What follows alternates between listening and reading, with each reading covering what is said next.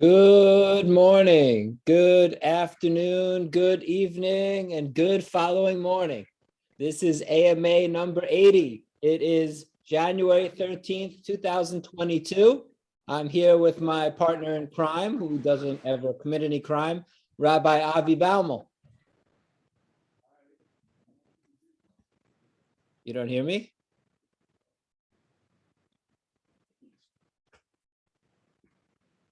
I don't know.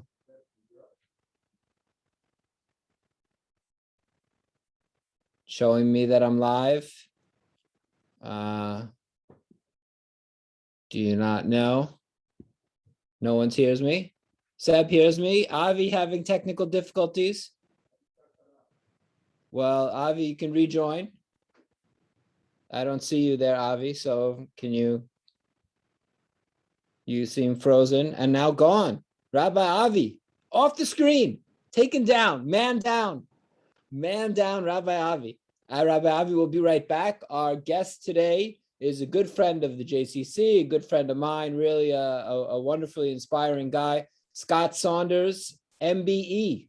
We'll talk all about what that means, the MBE. He is the director of March of the Living UK, the founder, the man who brought March of the Living to the UK, and a wonderful guy.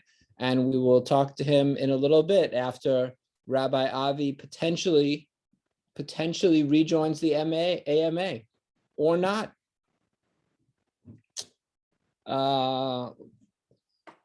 Giving Avi a minute here. Oh, the joy of having a co-host. Just teasing. Well, now I can say all the things that I want to say about Rabbi Avi, but I've been unable to say because he's on the call. No, I love Rabbi Avi and miss him already. We hardly knew you. Hi, Saul. A man, Benji. He was doing the mannequin challenge. Good morning, Jeffrey Rolad from Louisville, Kentucky / Jeffersonville, Indiana. How are you feeling today, Jeffrey? Jeffrey doing the Omicron.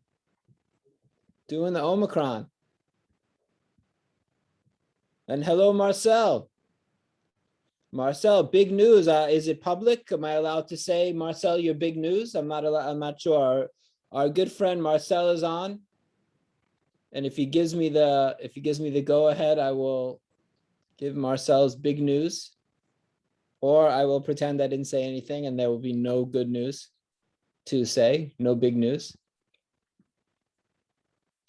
I can pretend that Rabbi Avi is with us. So Rabbi Avi, after 8 years here and listening to me discuss Judaism and your beliefs, is it not true that you have completely changed your beliefs and realized that while culturally Judaism makes sense, the whole idea of this higher being who's watching us and keeping an eye on us doesn't really make sense? You do? Well, Avi, you've come around. Wonderful. Not true. Don't listen to anything he says. Avi, why aren't you on camera? What's going on? My computer died. I don't know. Something just went wrong. My computer died.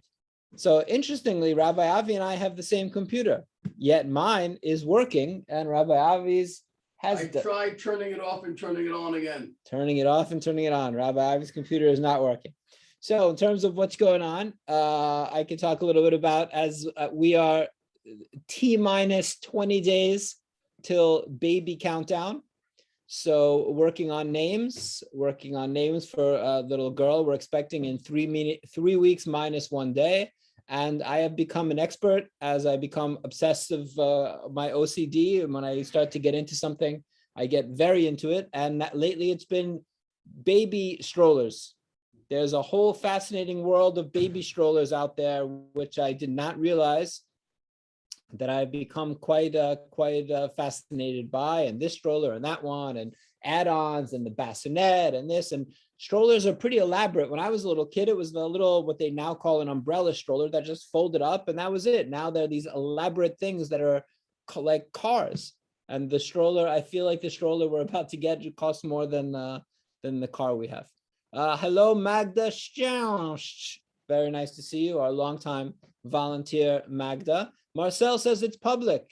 Well, then I can announce, whoever does not know about it, that Marcel and Marilla are I can't say making Aliyah because they already are Israeli, but they are remaking Aliyah and moving back to Israel, leaving Montreal and moving to Israel, where they'll be with their family, children and grandchildren. So very exciting for Marcel, of course, for selfish reasons. We are excited that we will have Marcel close to us in Israel, only a 3.5-hour flight from Europe, from here in Poland. So we wish you good luck with the move in a couple months, Marcel, and we're of course keeping our fingers crossed that everything will go smoothly, as we know it will, and that we'll be able to see you more easily. Although it was fun visiting you in Montreal, it was first of all great to visit you, but also got good bagels. So got some good Saint Viator, and then the other ones I forget, but we were on team Saint Viator, which I'm probably pronouncing wrong, bagels, but excellent bagels. So besides everything, I will say that the bagels are better in Montreal, and just about everything else I'm feeling is probably a little bit better in Israel. Well, maybe not poutine and some of the food, but we'll be happy that you're in Israel. March of Living is in the waiting room. That's not Rabbi Avi. Rabbi Avi's still not back. Technical difficulties.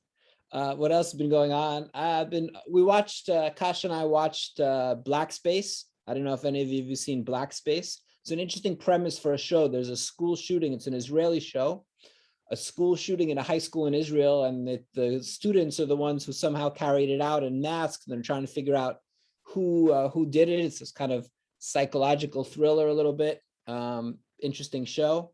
And I've been watching a decent amount of basketball, which Benji will be happy to hear about. And I have to say that I think that Ja Morant on the Memphis Grizzlies is the next Michael Jordan. And I've never said that. I haven't said it since Michael Jordan was Michael Jordan. But Ja Morant, who's a third-year player out of Murray State, is unbelievable. And yeah, as Benji says, Klay is back. Number 11, Klay Thompson, the beloved Klay Thompson on the Golden State Warriors after almost 3 years out with an Achilles and the knee, I guess. 2 separate leg injuries, been out for 3 years almost. Was back on Sunday. Amazing to see him do it. Come back. I'm back. Avi's back. Yes. And I reject everything you said. Avi, did you fix your computer yourself, or did you just pray to Hashem to help you for that one?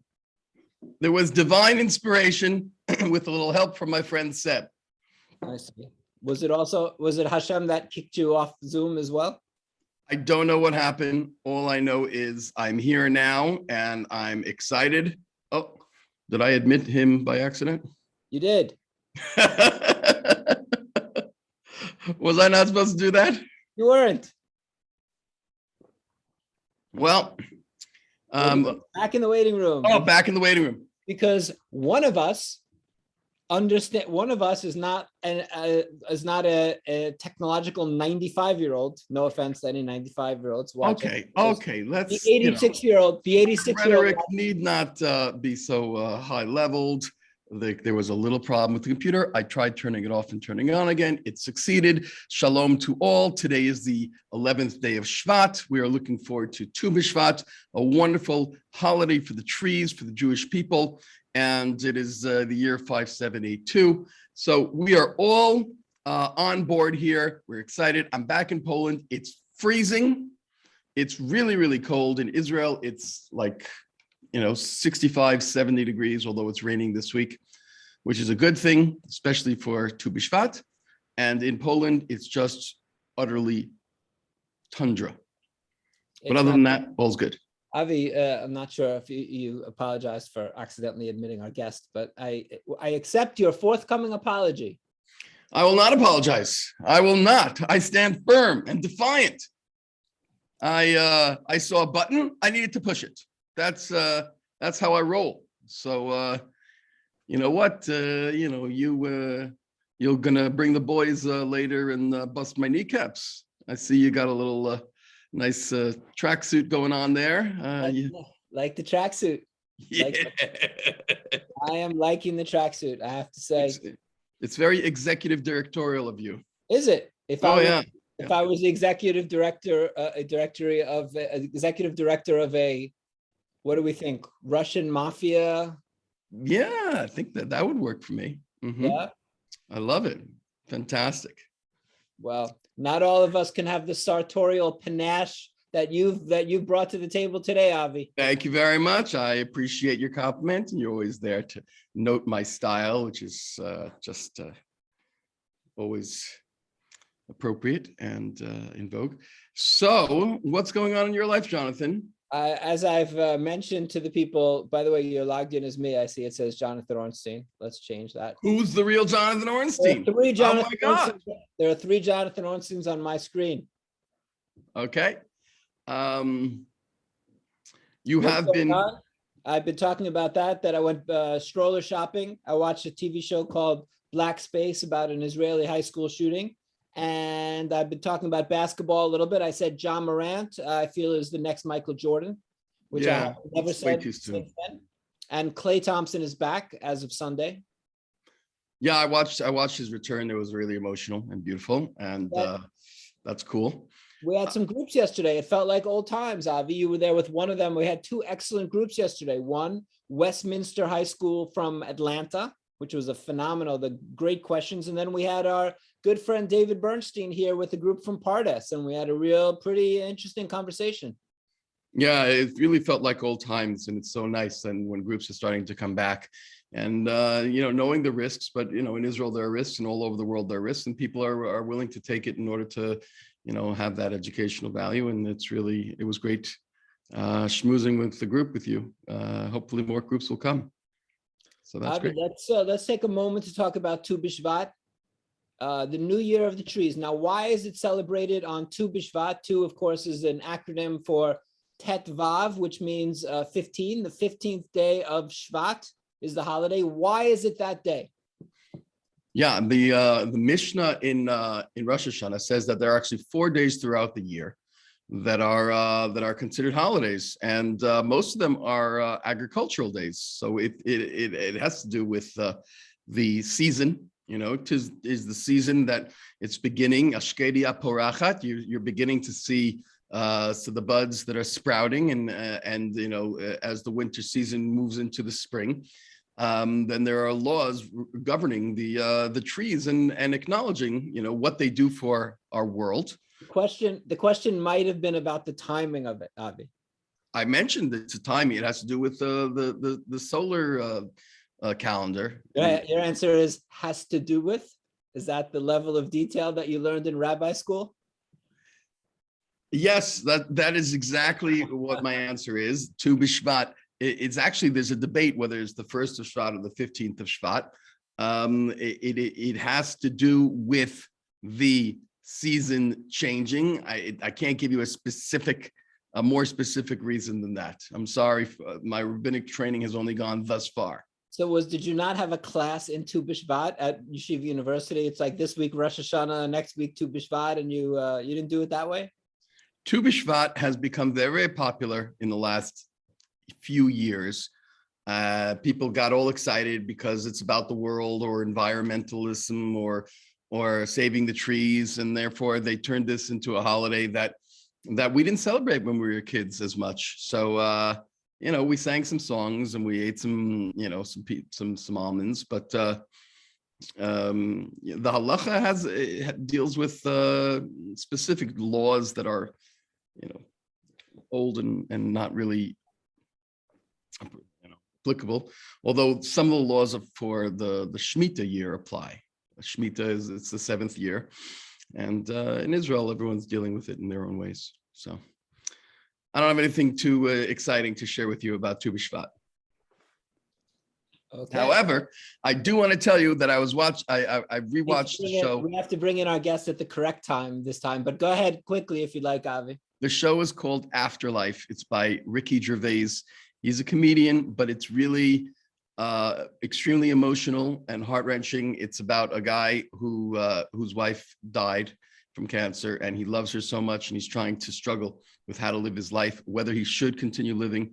And his love for his wife is so great that he really has a crisis almost every day, but somehow he manages to move on, and the people that are around him and how he deals with it. It's coming out in the third season on Friday. Fantastic. Afterlife. Thank you, Rabbi Avi. There's my suggestion for the week. Let's bring in our guest, Rabbi Avi. Scott Saunders, our guest today. He is a former international banker and businessman, but he is, we know him as the founder and chairman of March of the Living UK, the man who brought March of the Living to the UK, which has become really, they've done a wonderful job. We've been working with them for years and years. I think started in 2010, brings about 300 UK Jews a year. And he's also involved with many other communal organizations, a wonderful, wonderful guy who did his master's in modern Jewish history many years after he studied originally, which is also very interesting. Welcome, Scott Saunders, good friend of the JCC. How are you all? We are wonderful. Avi figured out his technical difficulties and he's good. We are great, Scott. I wanted to apologize for admitting you at the not ideal time and now readmitting you. So chalk it up to my lack of skills in the Zoom field, but welcome to have you. Well, first of all, Rabbi, it's nice to see you. Last time I saw you, I think myself and Mr. Desmond were having a beverage and a meal in a restaurant with you. So that was a few years ago. But also, I think you're admitting me slightly early. I never normally get admitted anywhere slightly early. So although I was kicked back out again, it was okay. It was all right. I felt good for a second. We wanted you to get the typical Jewish experience. You know, you have to be kicked out of something in order to feel comfortable. 100%. You don't want to be part of any Zoom conversation that will have you as a part of it. How are you, Jonathan? I'm very well. Thank you, Scott. How's your wife? She's feeling great. Thank you. A few more weeks to go. She's feeling excellent and active as ever. And I have to try to slow her down and tell her to relax. But she's, a ball of energy, and you would not know. If you don't look at her at a certain angle, you would have no idea that she's 9 months pregnant. Well, wonderful. Always, wonderful things to look forward to. Always surprising me. The miracle of life is going to come upon us very shortly, Jonathan, and you're going to make a blessing. Shechianu. I look forward to it. Every day I wake up and I say Shechianu, Avi. That's the secret. Fair enough. Don't tell anyone. Scott Saunders, I want to generally talk about, before we get to March of the Living, I want to sort of understand about your life and how you got to that point. So you grew up in Northwest London. How Jewishly involved were you? What was the observance level of your family? And where was the Holocaust for your family in terms of a topic of conversation, family members affected, killed, or thought about it, not thought about it? Okay, I mean, a brief background. I think I was not involved Jewish-wise in any shape or form. My parents were very, what I would call secular or anglicized. My mother is about fourth generation English. My father was, I would say, much more typical of his parents, his grandparents, immigrated to the UK from Poland in sort of the 1880s, 1890s, a much more typical Anglo story. I had zero understanding and zero background of the Holocaust.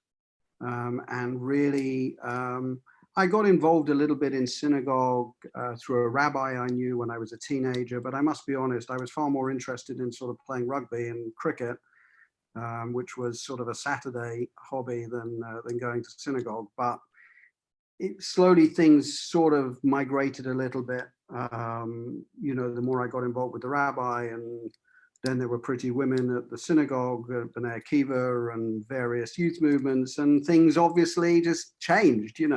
My interest changed. That's how we rope you in. Yeah, that's right. That's absolutely right. When I got married, which was 92, I actually got married to quite a religious young lady, although Sephardi, so certainly no Eastern European or Holocaust background at all. And I was involved in finance. I was working for a broking firm in the UK. I had also spent 3.5 years in New York. But again, I think really, my interest in Judaism was, I would say, more cultural than religious. Although my wife certainly started having me go to synagogue more often, and I started keeping kosher, which historically I hadn't really done. I mean, some things I wouldn't eat, but certainly I wasn't that fussy.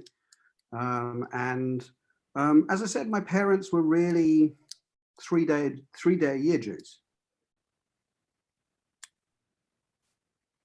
Now, when you were involved in business, banking, I think lived in Hong Kong for a while, as Rabbi Avi did. I didn't know that. The Hong Kong connection. And Yeah, I lived there as a child. My grandfather he escaped to Shanghai, and then he started a big import-export business. And all his life, now my uncle actually is still involved in it, or is the president. Yeah, so I spent some time there as a kid. And then a few years back, I spent a month in Hong Kong, in the Jewish community. Yeah. Wow. I stayed in the peninsula. I was working for Mr. Kaduri, if you know That's harsh. a month. In the peninsula, working for Mr. Kaduri is harsh. Yeah, it's very difficult. Every Sunday we would go on to his family estate, and I'd fly the helicopter. It was quite an interesting experience.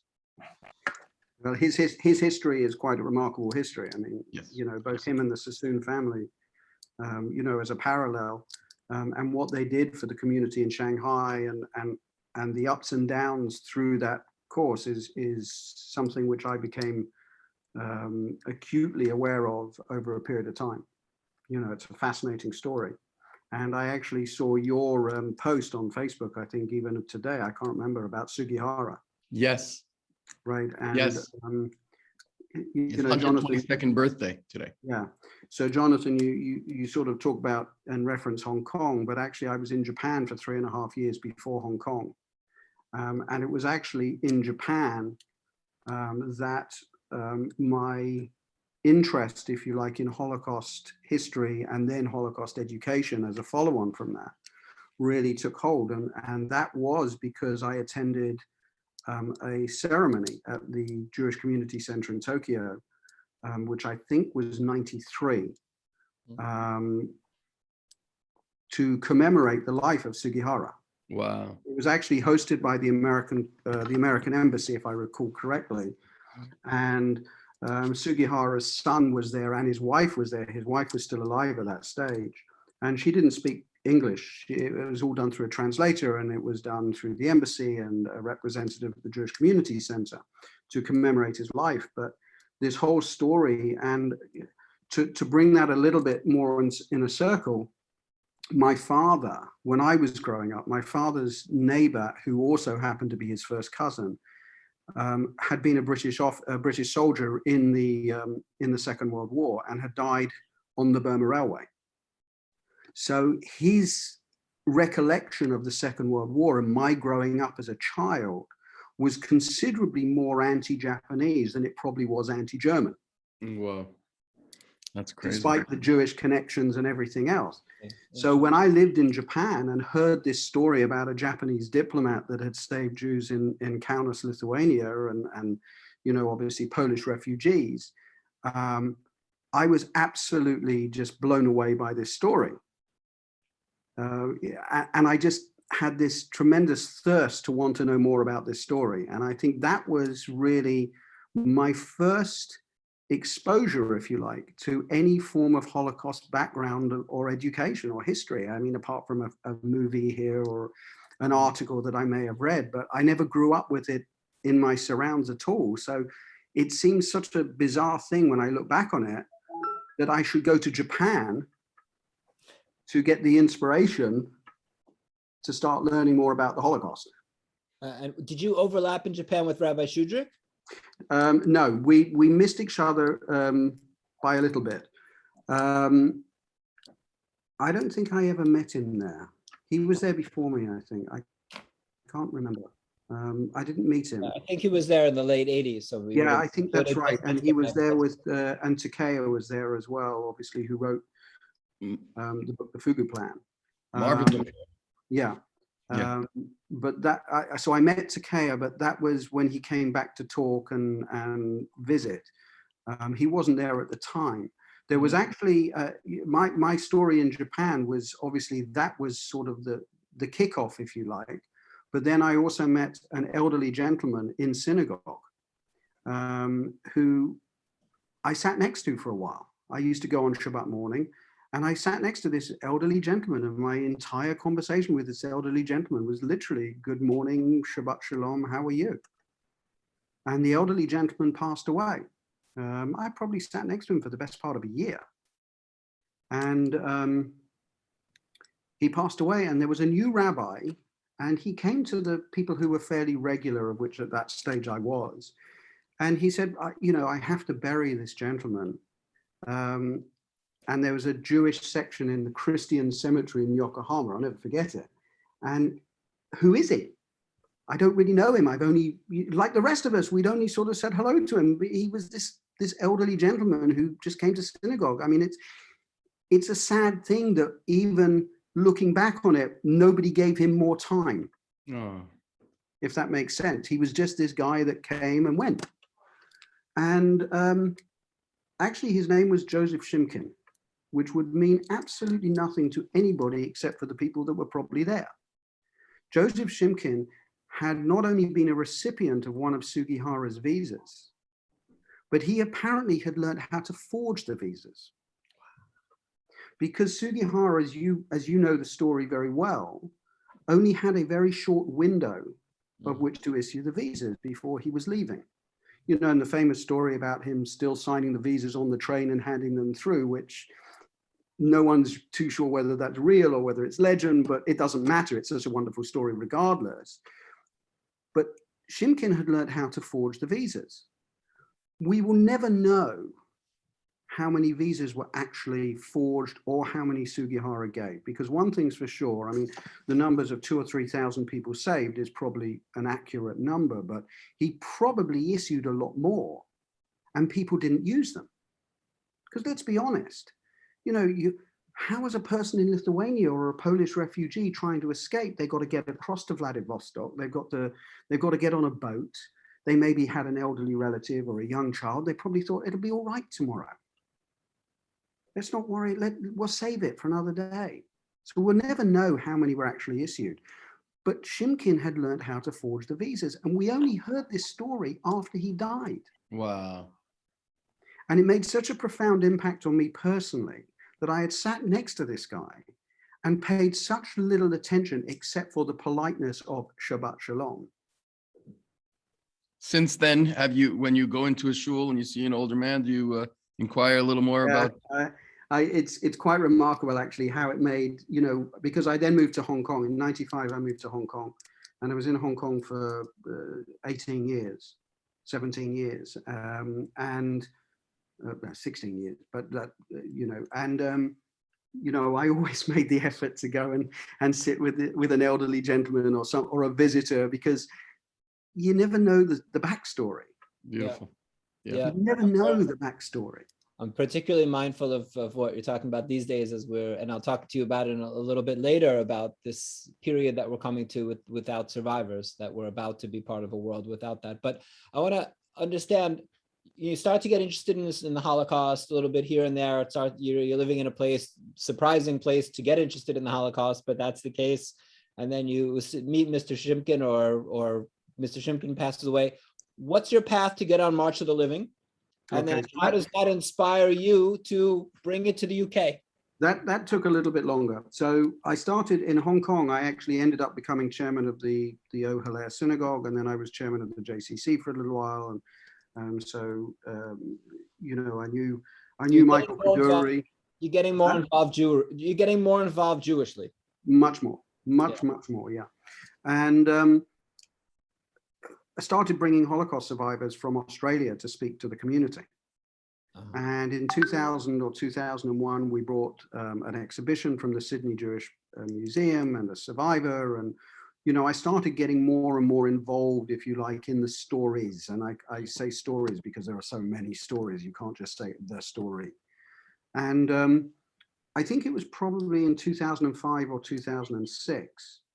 I was actually chairman of the community center and working on some programming. And one of the board, a Canadian lady, said to me, "Oh, I think we should take a group to Poland." And I went on this group called March of the Living from Montreal when I was a high school student. And I'd never heard of March of the Living, I must be honest. You know, and I said, okay, so why don't we inquire? And we took this group, I think it was only about 10 or 15 people, and we joined this March of the Living. And I was just, look, when you first walk around some of the places, I don't need to tell you or probably anyone in your audience, you know, when you walk around some of these places, it's just mind-blowingly, it's numbing in so many respects. And I wanted to go again. So I went 3 times from Hong Kong with a group, with a very small group of adults. And the first time we went with a survivor and another inspirational individual who unfortunately has now passed away. But, you know, and the stories that I heard and the things that I saw had such an impact on me that I wanted to keep going and I wanted to keep learning more.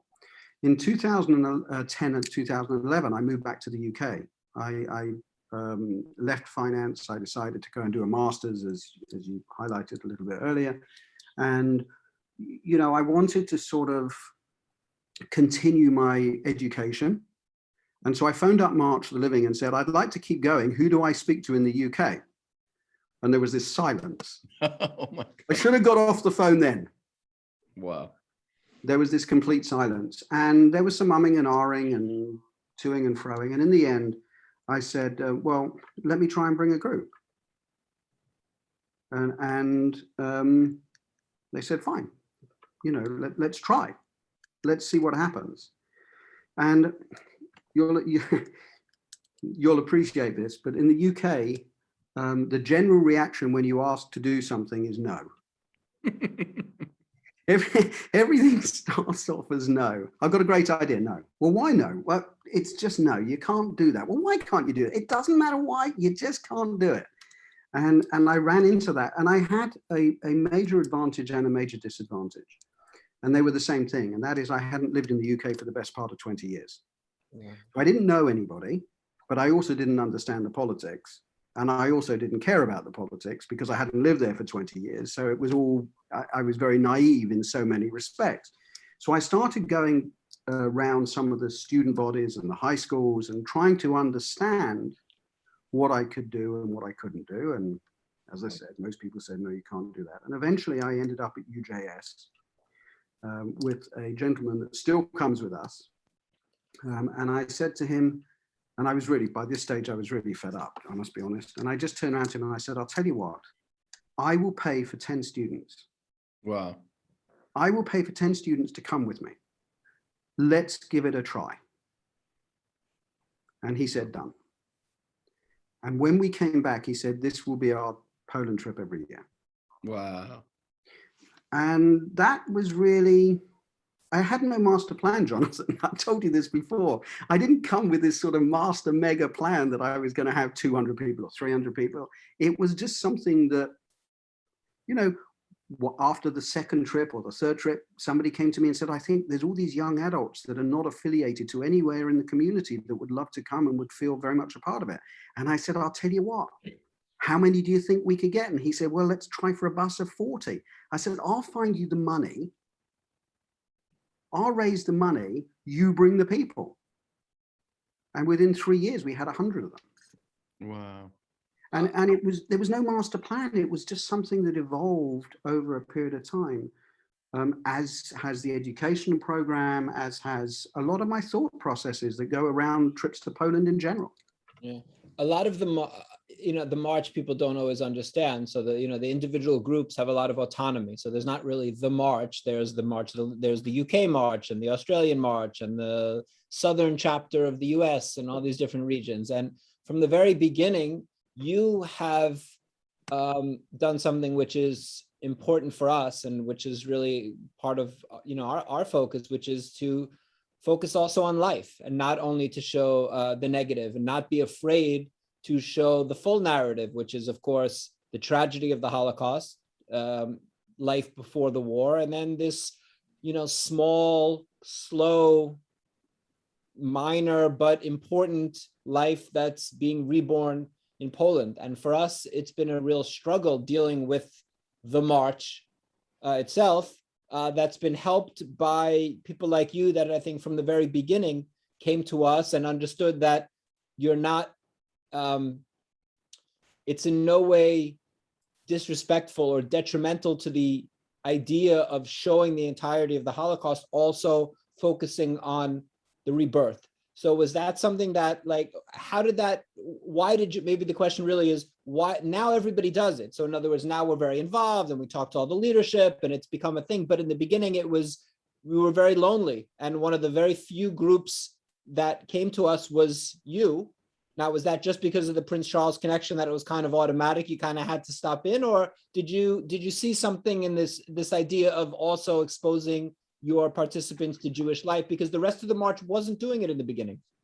Look, I think there's several answers to the question. First of all, right up front, I didn't even know about the Prince Charles connection at the time. So that's the first point. I think we decided to do some things which were very different. Some of it was logistically and pragmatically chosen, as opposed to it wasn't an ideology, for example.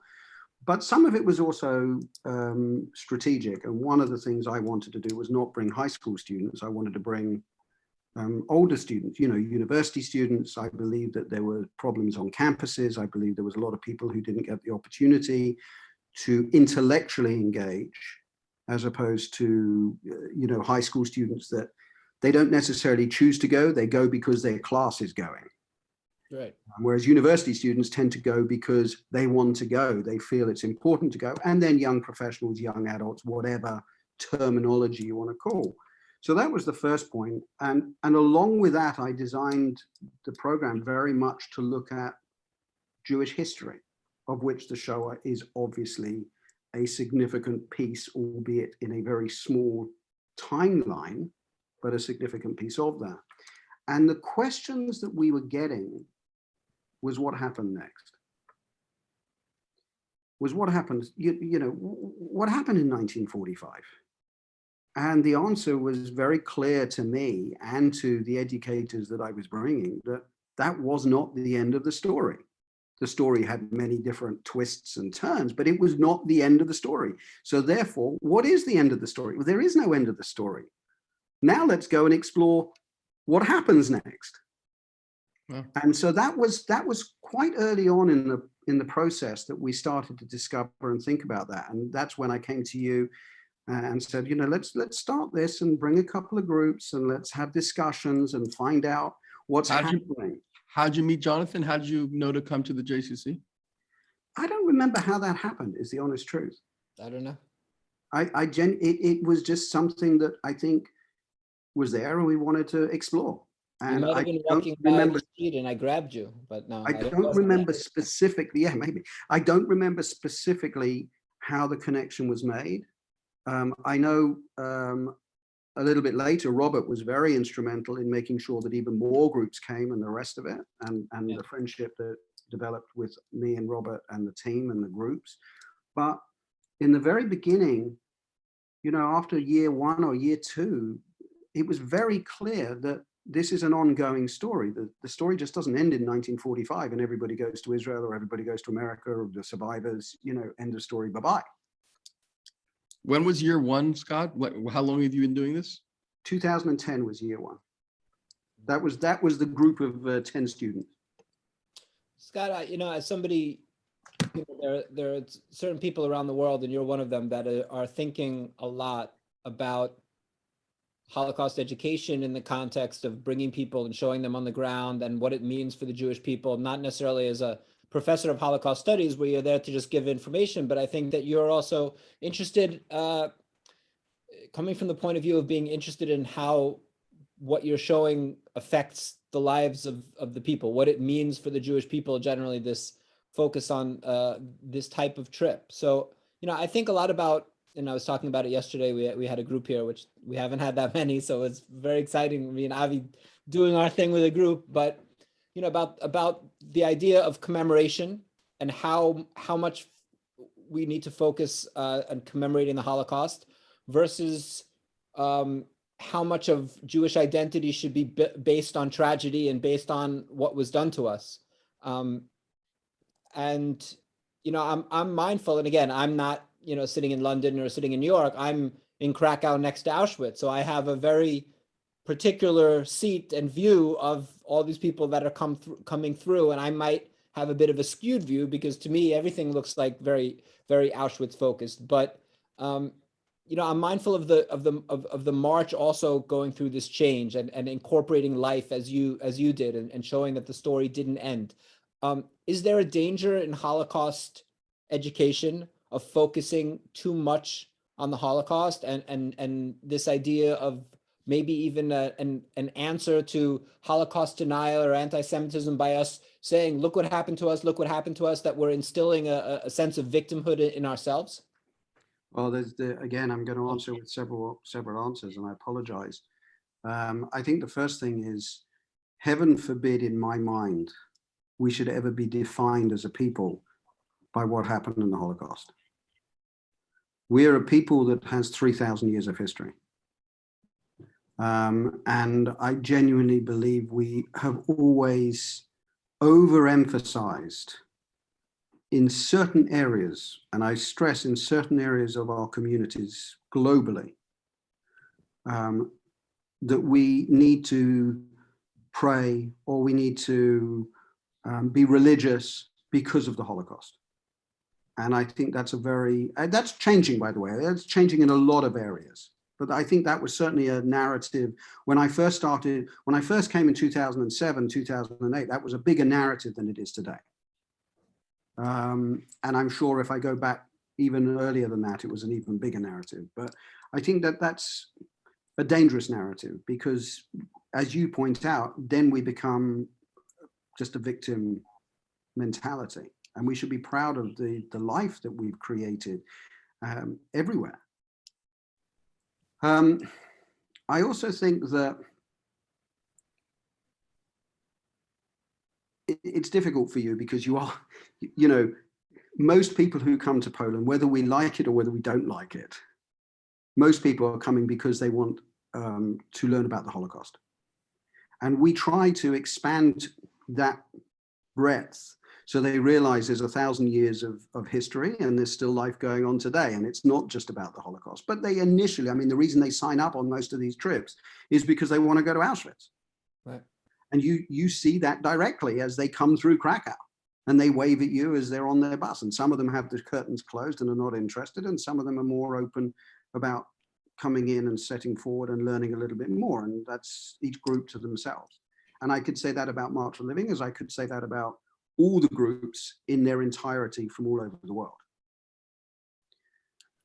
But I do think that Holocaust education has changed a lot over the last 10 years. And I do think that memorialization, and we shouldn't lose the memorialization and, working within that framework, but it is absolutely essential.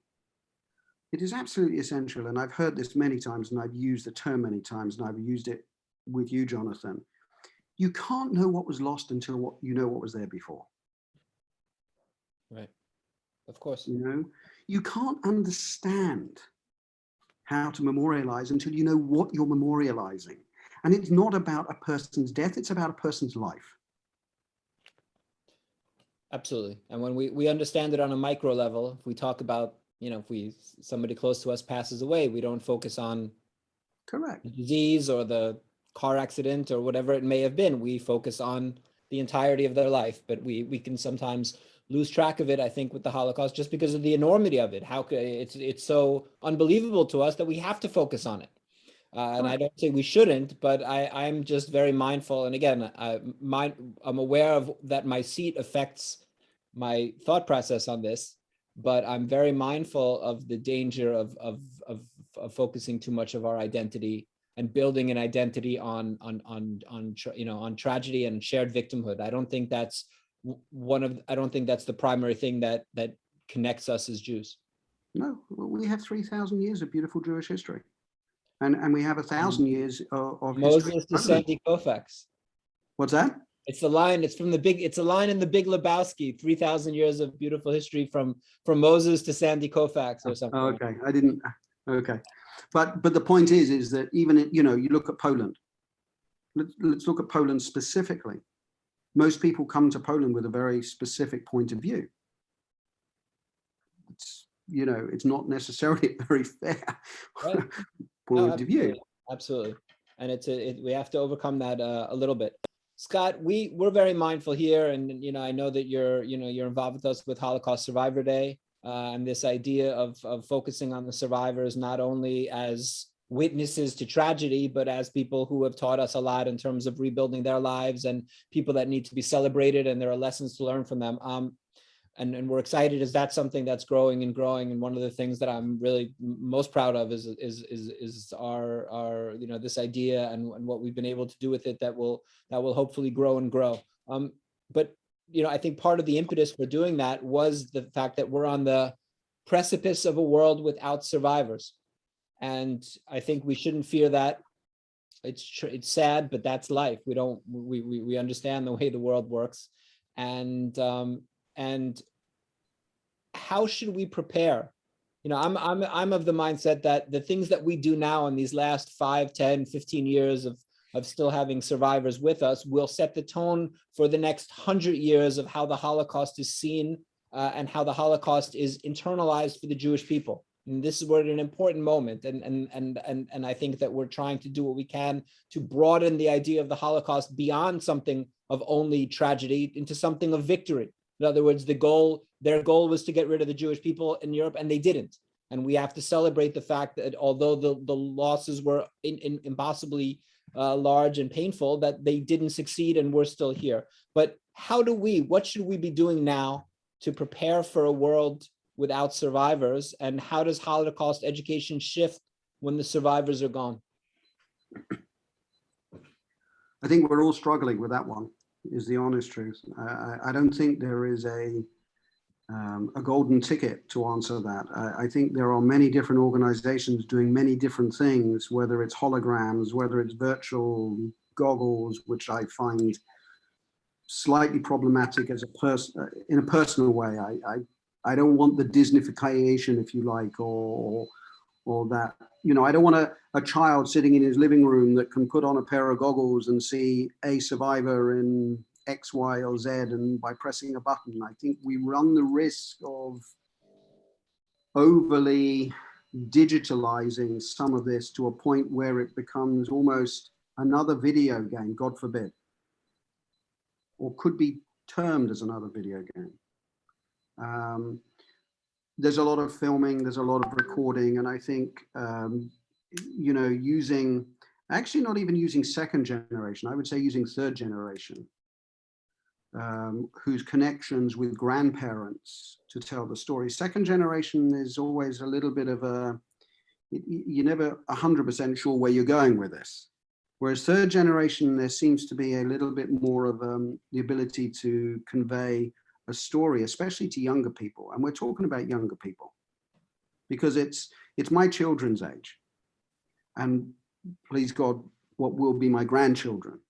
They're the ones that have to know the story. They're the ones that are going to have to know how to respond to Holocaust denial or Holocaust revisionism in a much bigger way. I mean, we have it today and there's no denying, but it's only going to get more and more as, history, survivors become more of history than today's life. So I don't have the answer, but we are certainly trying to use third generation to retell stories. We are trying to use, I would say, somewhat old-fashioned film recordings to tell the story. We're trying to use it in the places that they're talking about as opposed to just in a classroom, etc. So there is a little bit more of an experiential feeling towards it, although it's on an iPad or you know. But there's a lot of different things. I mean, Nottingham are doing stuff on holograms, but it's very much for a classroom. It's not for experiential. Yeah, we're talking actually to them about, this is the Dimensions of Testimony is the name of this project of the Shoah Foundation. And we are eager to bring it to Krakow, actually, this idea. I think that the community next to Auschwitz is a place where it should be, to have Auschwitz survivors and to be able to tell the story that way. And well, I see, I think that authenticates it by the fact that you have a location and you're bringing people to it, as opposed to, as I said, a child putting on a pair of goggles. And I could say that I was in the Holocaust Museum in Chicago, and I sat in a room and I was blown away by the hologram, and I felt like he was talking to us, and I was asking him questions. So it's a technology can work. I think we can should try to get it as many as possible. Yeah, the holograms do work to an extent, but again, you have to be in Chicago in that room, and that's where for us that are bringing groups as much as anything else, it becomes more of a struggle. So how do you replicate that, or how do you have the survivor talking to you in that respect, and actually bringing them to the center, near the Auschwitz Museum, for example, or in Auschwitz? That is one way, because there is a certain location that can be used for that. But I don't have the golden answer. I think everybody is struggling with different ways of trying to make sure that this is genuinely for the best of the entire communities. Scott, how much of your day is dedicated to Holocaust education and march of the living? I mean, you left the financial world. In the last 10 years, you've been focused on education? No, I run various sort of investments and businesses, and I'm still involved in the last couple of years, not so successfully, but for all the reasons that we know about. But I still am involved in various different projects. This was, you're meant to give 10% of your money to tzedakah, right, or 10% of your time. This has gone way beyond the 10%. I spend an inordinate amount of time involved in March of the Living and Holocaust education, but I can say that it's been a real pleasure. That's been incredibly rewarding, I'm sure. It's been an honor, honestly. And you are the recent recipient of an MBE. Congratulations. Thank you. Can you talk a little bit about that? How do they let you know? Do you know far in advance? What's this ceremony like? Maybe during COVID it was different, but what is that? So I haven't actually gone and got my medal yet, because there's a big delay on that, as you can imagine. I'm not sure who will give it to me. I'm told it could be Prince Charles, or it could be Prince William, or even Princess Anne. The Queen doesn't do it anymore. I received a email from a government. I can't remember the exact heading. And I opened up the email, and it said, words to the effect of, "You have been awarded a MBE." And I thought to myself, this is a scam. Nigerian prince is giving you. Yeah, I thought this is an absolute scam. So I phoned up Cassie, who works, she runs the office. And I said, look, I'm not going to say too much, but I've just received a really bizarre email. Do you know anything about it? She said, don't tell me. Does it have 3 letters? And I said, yes. She goes, don't say anything more, but it's not a scam. Oh, wow. Okay. And it actually says you are not allowed to say anything until the press release, which is the night before, or the night before the Queen's birthday. And I didn't tell anybody. I didn't tell my kids. And it was about a month before. I got it about a month before the announcement. And it's a huge honor. I mean, well deserved. To me, I was just absolutely blown away. When you sign your name, like for something, signing a bill or something, do you put the MBE now? Yeah, and I get letters here saying Scott Saunders Mbe, and I'm thinking to myself, oh wow, that's quite cool. That is exceedingly cool. We Americans are particularly impressed by anything with a riff of royal connection to it. So yeah, no, I was absolutely over the moon. Over the moon, honestly. Amazing when it happens, but it's amazing when it happens to a person who deserves it. Well, thank you. Thank you. I was always, I have to say that, I know Laura Marks, who also got one. It's very nice to see, you always feel like, very, I don't know, say excited for friends that get them, but I'm like, oh, wow, I know all these people, not all these people, a few people that got this. I Yeah, think well, Clive, right? Clive got one. Clive Lawton didn't get it. Clive got one for education, not for Holocaust education. Clive got one for general education. Laura's had one for a little while. Very well deserved for her, just her broad involvement in today. Yeah. Yeah, it's nice to see members of the Jewish community, especially ones that are involved in education and helping others in these important ways, are honored for their work. It's, we can, I think you see that, in the finance world, we have certain ways of rewarding people and it's very clear with the numbers, and in the education, it's a little, murkier in terms of getting that to be able to see immediate results of what you're doing. So besides seeing it from the people that you're affecting and having an impact on, but it's nice to also get those get rewards like that. So good for the office of the Queen. Would that be? I guess the royal household. I don't know. Royal household. Thank you. The royal household.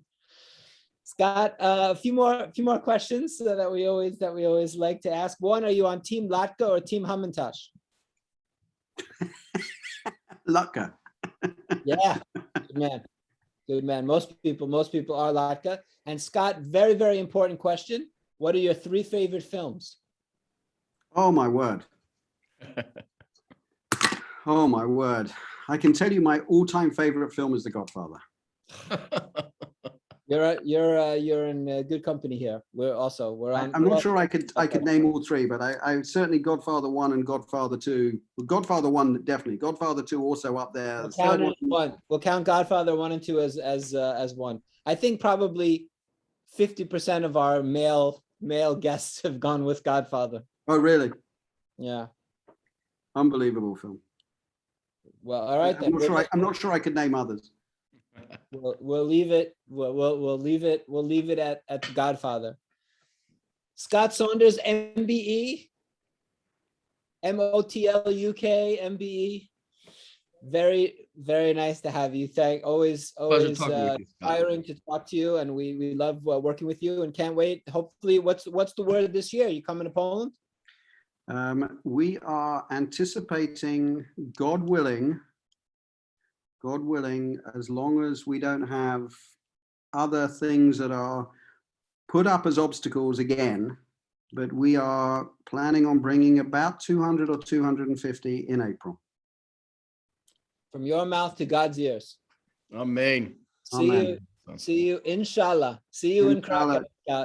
Jonathan, may I wish you the best of all your blessings for the coming few weeks. Thank you, sir. Okay, and I shall look forward to hearing good news. Rabbi, it's always a pleasure to see you. As to you. And I am truly honored that you've asked me to be on this, so thank you. Thank you. Be well, Scott. Great talking with you. Thank you. Well. Bye. Bye, everybody.